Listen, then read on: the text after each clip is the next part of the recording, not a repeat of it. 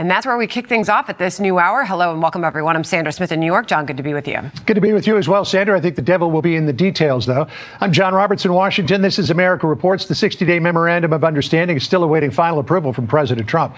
If it is signed off on by the president, the Strait of Hormuz would be, quote, unrestricted. The American blockade would be lifted, and the U.S. will commit to discuss sanctions relief and the release of frozen Iranian funds. Mollie Hemingway and former Deputy CENTCOM Commander Mark Fox are here on this breaking news.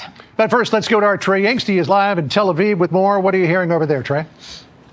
Hey. Yeah, John, good afternoon. U.S. officials confirming to Fox News that American and Iranian negotiators have reached a 60-day ceasefire extension, a memorandum of understanding. The question now is whether or not President Trump and Iran's Supreme Leader Mustafa Khamenei will sign off to move this deal forward. As part of the current framework, we are told this would extend the ceasefire and open the Strait of Hormuz. The issue of Iran's nuclear program would be pushed down the road. And already we're starting to see a splinter in the positions, at least announced by Iranian state media and announced by President Trump. You'll remember yesterday during that cabinet meeting, the president said he would not be comfortable with Iran exporting their highly enriched uranium to a third-party country like China or Russia. We do know a top Pakistani diplomat is expected in Washington tomorrow. Some of these finer details will likely be worked out in the days and weeks ahead. But as you said, John, the devil here is the details, because when we look at a situation like this, we have been here before, only to see the Iranians step back at the negotiating table and try to drag things out longer. The other question has to do with enforcement and where President Trump stands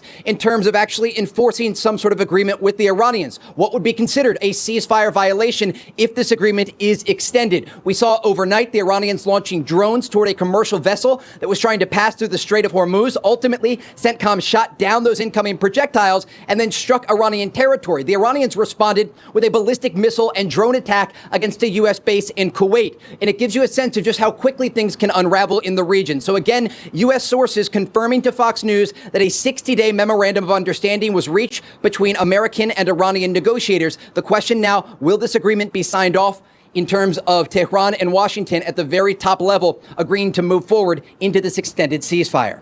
John?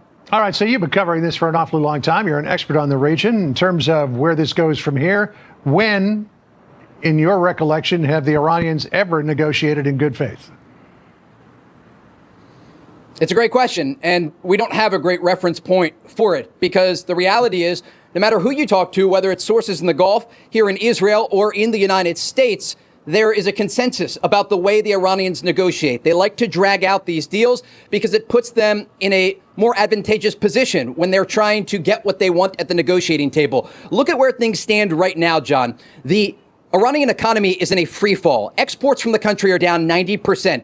You have crude oil extraction at 50%, half the rate it's supposed to be. And this is a result of the successful U.S. naval blockade of Iranian ports. President Trump, when he entered into this ceasefire in the aftermath of Operation Epic Fury, cut off the Iranian economy from the outside world. And he's been cranking up that pressure each and every day. CENTCOM says more than 100 vessels have been turned around. More than 4 were actually stopped in their tracks as a result of CENTCOM ordering strikes or firing toward these ships that were not adhering to their warnings. And so Iran is in a desperate position right now to make an agreement, but they are known for dragging out these types of negotiations. So if ultimately this deal is reached, the big question remains, what will happen to Iran's nuclear program? And it's not just the highly enriched uranium, around 60% purity, that was buried deep underground in the aftermath of Operation Midnight Hammer last summer. It's all enriched material, because if you have uranium enriched at 5, 10, or even 20%, that's just one step away from weapons grade, when they can spin that hexafluoride gas in those advanced centrifuges and increase the purity very rapidly in a matter of days, getting closer and closer to weapons grade material.